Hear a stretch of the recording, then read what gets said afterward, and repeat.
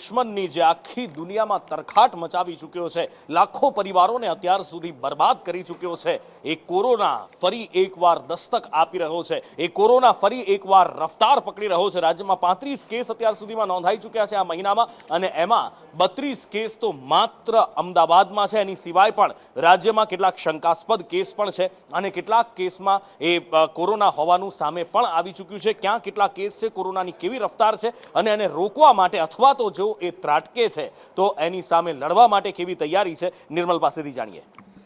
નુપુર, અત્યાર સુધી તો કહેવાય રહ્યું હતું કે કોરોનાનો પગ પેસારો થયો છે, પરંતુ હવે જોઈએ તો કોરોનાની એન્ટ્રી ગુજરાતમાં દિવસે ને દિવસે વધી રહી છે।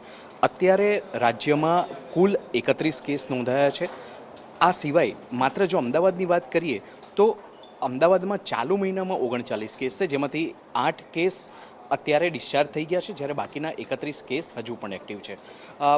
કુલ જે કેસ છે 35નો આંકડો થઈ રહ્યો છે, એમાંથી 31 કેસ અમદાવાદ શહેરના છે, એક કેસ અમદાવાદ ગ્રામ્યનો છે, એક રાજકોટનો છે ને એક પાલનપુરનો છે।